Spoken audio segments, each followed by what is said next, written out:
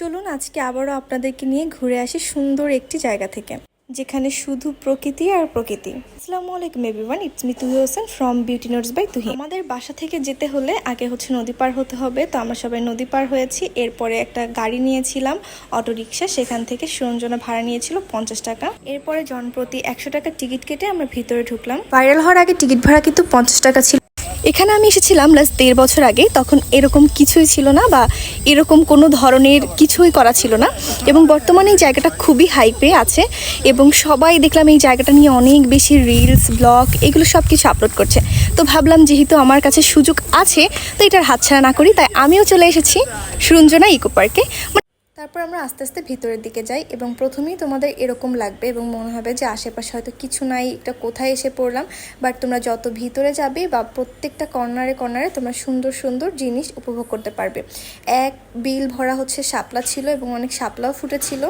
এবং ওই যে দেখো দূরে 4টা কুঁড়ে ঘরের মতো, এটা কিন্তু থাকার জন্য জায়গা, তোমরা চাইলে এখানে রাত্রে স্টেও করতে পারো। এর সাথে সাথে ছিল আরও পালকি, তারপরে দোলনা, তারপরে বোট ছিল এবং এরকম সুন্দর সুন্দর ব্রিজ তো ছিলই।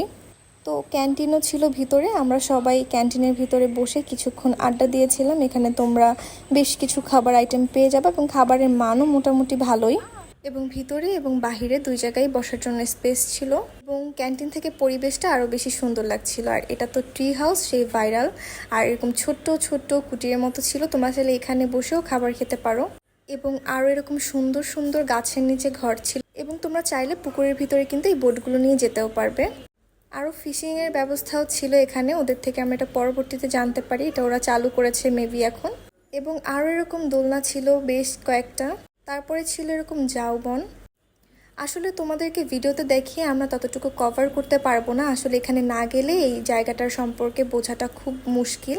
কারণ ভিডিওতে তোমরা প্রত্যেকটা জায়গা হয়তো একটু একটু করে দেখছো, বাট যখন তোমরা যাবে দেখবে প্রত্যেকটা জায়গায় কিছু না কিছু আছে। এবং আমার এই সুরঞ্জনার সব থেকে 2টা জায়গা পছন্দের ছিল। একটা হচ্ছে এই হাউসটা, এখানে বসলে পুরো পিছনটা জঙ্গল আর জঙ্গল। জায়গাগুলো কিন্তু বিশেষ করে ফটোশ্যুট বা যে কোনো জিনিসের প্রমোশন করার জন্য অনেক পারফেক্ট, কারণ এখানে অনেক সুন্দর ভিডিও আসে।